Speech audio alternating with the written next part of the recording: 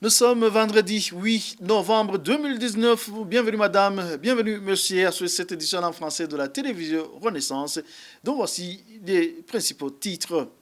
Agathon Rwasa, patron du parti CNL, serait visé par un plan d'assassinat. Une révélation faite ce jeudi par son parti au cours d'un point de presse. D'autres responsables de cette formation politique seraient également sur la liste noire. Lancement des travaux de construction d'une usine de traitement des plantes. Ces plantes pourront aider à lutter contre le paludisme. C'est à travers un projet appelé Éco-Village qui va embaucher une centaine d'employés dans la province de Bubanza. Et le sélectionneur de l'équipe nationale Inamba Murugamba tranquillise les amateurs du ballon rond que les joueurs de l'équipe nationale se sont bien préparés pour affronter l'équipe nationale de Centrafrique, un match prévu à Bangui le 13 novembre dans le cadre des éliminatoires de la CAN 2021. Voilà pour le sommaire.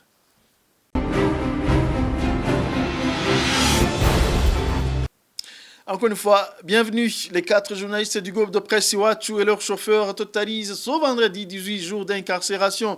L'équipe arrêtée le 22 novembre, plutôt octobre par le commissaire de la police de Bubanza est toujours enfermée dans la prison centrale de cette province. Kamikazi Christine, Agnès Ndirubusa, Terence Mozenzi, Egide Arelimana et Adolphe Massabarakiza ont été arrêtés le 22 octobre alors qu'ils se rendaient en commune Moussigati où il se déroulait des affrontements entre des rebelles et les forces de l'ordre. Ce jeudi, le président du CNC, le Conseil national de la communication, a justifié la décision de refuser aux journalistes l'accès à certains sites d'information. Le discours de Nestor Bangumukuzi est vivement condamné par les professionnels des médias, n'est-ce pas Thierry Biguindavi? Le Conseil national de la communication CNC a pour mission normalement de protéger toutes les libertés fondamentales, à savoir la liberté d'information, la liberté de communication et la liberté des médias. Actuellement, le CNC a dévié à sa mission. Il est devenu sans doute un organe répressif de censure des médias. Dernièrement, le président du CNC, Nestor Bangumukunzi, au cours d'une conférence de presse, a justifié une décision qui empêche les journalistes d'accéder à certaines sources d'information.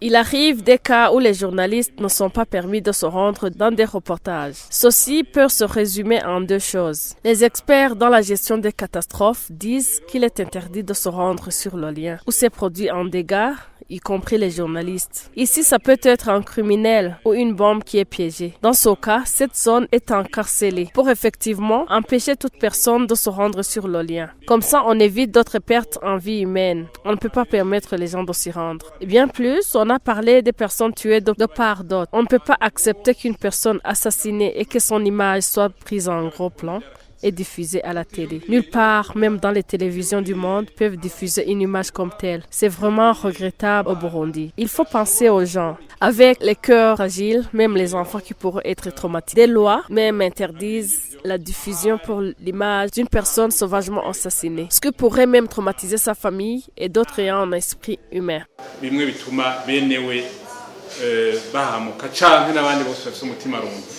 Selon le journaliste Franck Kazé, il est dommage que d'autres propos soient tenus par une personne qui était censée connaître le métier de journalisme.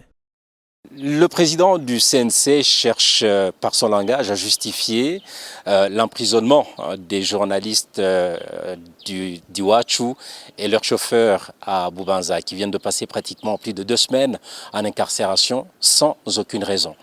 En disant cela, et surtout en disant qu'il le dit en fonction de ce qu'il a appris, c'est comme s'il avait été le seul à apprendre le journalisme. Et je pense qu'en le disant, il a plutôt oublié ce qu'il a appris, même si c'était de la théorie.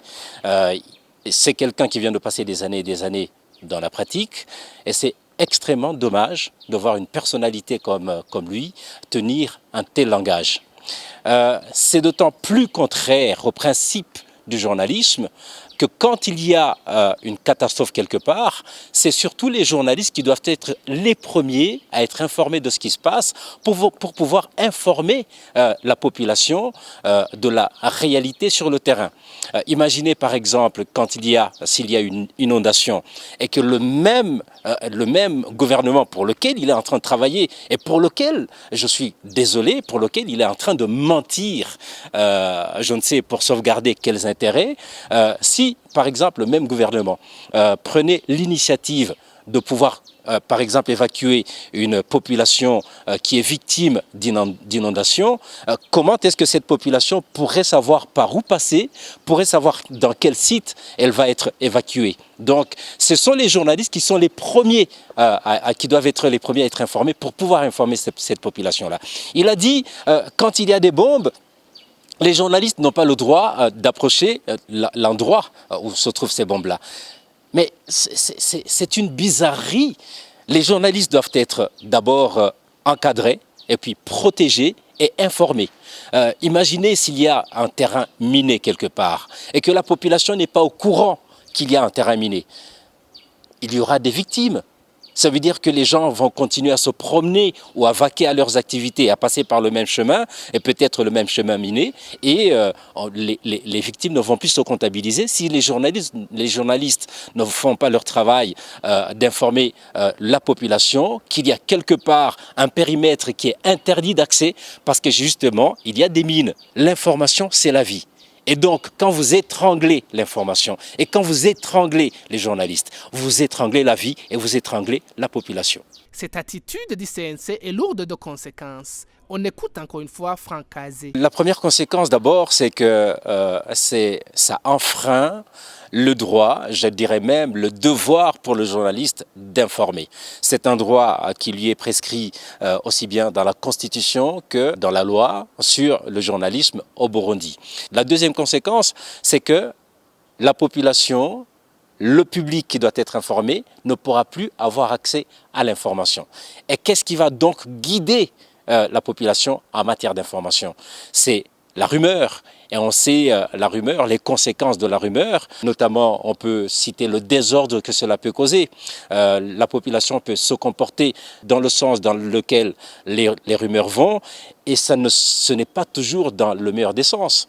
Et donc, il faut faire extrêmement attention et donner cette possibilité aux journalistes de pouvoir informer et à la population de pouvoir accéder à l'information. L'autre conséquence, c'est laquelle? C'est que le journaliste lui-même, en fait, il va verser dans ce qu'on peut appeler l'autocensure. En se disant, même l'information la plus accessible, il peut se dire, mais pourquoi aller chercher cette information puisque je sais que je ne peux pas y avoir accès ou que je sais que les personnes ressources ne vont pas me donner l'information.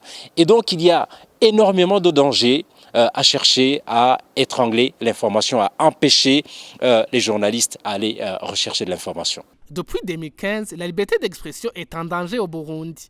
Des lois visant à renforcer le contrôle de l'État sur le métier de journalisme ont été adoptées par l'Assemblée nationale et ratifiées par le chef de l'État. 4 radios et une télévision toutes indépendantes ont été détruites. Les journalistes ont été tués, d'autres jetés en prison. Plus d'une centaine de journalistes ont été contraints de prendre le chemin de l'exil. Merci à Thierry Bigirindavi. Le parti CNL condamne fermement les assassinats, la torture et d'autres crimes à l'endroit des militants de ce parti. Pour ce parti, c'est une façon de lui bloquer l'accès aux jeux politiques. Cette dénonciation est de Terence Manirambona, porte-parole du CNL. Il l'a dit ce jeudi au cours d'une conférence de presse. Terence Manirambona démontre aussi un plan du pouvoir d'exterminer et d'emprisonner les dirigeants du parti CNL, en commençant par Agathon Rwasa, le leader de ce parti. Suivez. Imvo ya rino tangazo nukugira Le but de notre déclaration est de rejeter en bloc toutes les formes de torture perpétrées contre les militants du parti CNL et le verrouillage de l'espace politique qui a plus une allure inquiétante aujourd'hui, où on approche les élections. Il se remarque que les auteurs de ces crimes sont en général certains dirigeants du parti au pouvoir avec ses complices. Certaines autorités issues du parti CNDD-FDD et la milice Imbonerakure affilièrent au parti au pouvoir. Le parti CNL et les militants connaissent toutes les formes de torture, les montages à l'endroit de ces militants, peur panique, la torture corporelle et les arrestations arbitraires. En général, on voit que c'est la chasse à l'homme des militants du parti CNL. On avoue qu'il y a un plan d'exterminer les dirigeants et les militants de certaines provinces du pays, voyant les multiplications des montages, les arrestations arbitraires et les emprisonnements abusifs accompagnés par les procès de flagrance à l'endroit des militants. bikurikirwa no gucibwa imanza z'ikibiriraho canke za gihutihuti ku banywanyi b'umugambwe CNL. Page droits de l'homme à présent. Les droits de l'homme doivent être respectés pendant la période électorale. C'est dans ce cadre que la Commission nationale indépendante des droits de l'homme du Burundi, CNIDH, a organisé une formation qui va durer 2 jours. Cette formation concerne les organisations de la société civile. Anatole Bachanamo, secrétaire général de la CNIDH, dit que les Burundais doivent faire confiance à la Commission parce qu'elle suit de près tout ce qui se passe dans le pays. Suivez. twakoranije abigenga batari mu vya politiki kugira tubigishe neza ukuntu. On a rassemblé ceux qui ne sont pas en politique pour les enseigner comment ils vont se tenir pendant la période électorale, pour en faire connaître comment ils vont poursuivre le déroulement des élections avant, pendant et après les élections électorales, pour s'assurer qu'aucune personne n'est exclue en matière de droits de l'homme. Ce que les Burundais pourront croire premièrement, qu'ils sachent que la CNIDH est intéressée par tout ce qui concerne le pays, même les élections. Au sein de notre commission, on les considère comme quelque chose d'important. Que les Burundais sachent que les élections approchent et qu'on va bien les poursuivre. C'est pourquoi on fait appel à ceux qui ne sont pas des politiciens qu'ils nous aident. Bari mu migwi itarabi vya politiki yo migwi yigenga kugira baze babidufashemwo. Je vous le disais dans les titres, lancement des travaux de construction d'une usine de traitement des plantes et pouvant aider à lutter contre le paludisme. C'est un projet appelé Éco-Village qui va embaucher une centaine d'employés. C'est ce qu'a annoncé ce jeudi Pascal Nyabenda, président de l'Assemblée nationale. Il participait au lancement de ces travaux. Pascal Nyabenda dit que la malaria sera désormais combattue à base de médicaments naturels au Burundi.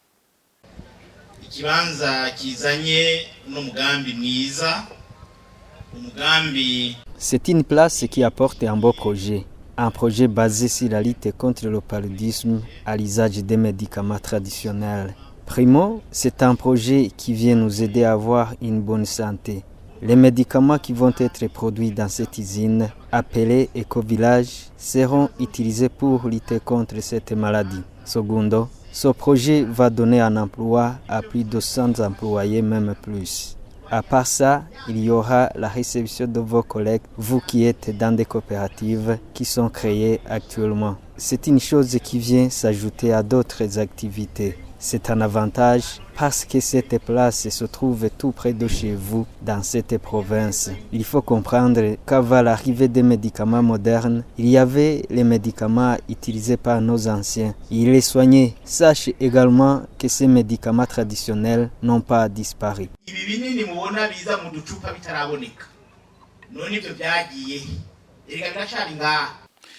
Page sportive avant de clore cette édition. Les joueurs de l'équipe nationale Inamba Murugamba se sont bien préparés pour affronter l'équipe nationale de Centrafrique. La rencontre aura lieu à Bangui le 13 novembre dans le cadre des éliminatoires de la CAN 2021. Ceci ressort d'une conférence de presse tenue ce jeudi par Olivier Nyungeko, l'entraîneur des Inamba. Selon lui, le bon état d'esprit est dû au fait que le staff de l'équipe nationale a été renforcé. Suivez Olivier Nyungeko. Nous allons commencer à jouer à l'extérieur, c'est-à-dire en Centrafrique. Et comment on a préparé le match? On a appelé les joueurs, nous avons essayé d'ajouter les membres du staff. Nous avons déjà dit que même si on joue dans le terrain, c'est très important d'avoir le soutien de l'extérieur et le suivi de nos joueurs pour avoir un bon résultat. Tout est en ordre. L'autre chose, c'est le voyage. Nous allons quitter le pays demain le 8 novembre à 10h du matin vers Nairobi et c'est là où nous allons nous rencontrer avec les autres joueurs qui seront venus dans des autres pays. Et concernant les entraînements, nous nous sommes convenus que lorsque nous serons en Centrafrique, il y a nos délégués qui sont là pour voir comment on va organiser les entraînements en Centrafrique. ça serait de simples entraînements. En gros, quand il appelle les joueurs dans l'équipe nationale, s'il est en forme, rien ne pourra l'empêcher de jouer pour son pays. Nous avons décidé que ce n'est pas l'affaire de M. Olivier seulement. C'est tout le staff. Et même avant d'aligner les joueurs, on a discuté sur la liste des joueurs. Si aujourd'hui, vous voyez que l'équipe nationale a un résultat positif ou négatif, ne regardez pas Olivier. Tournez les yeux vers tout le staff de l'équipe nationale. Et voilà, c'est cette page sportive qui met un point final à cette édition. Merci pour votre attention. À la prochaine.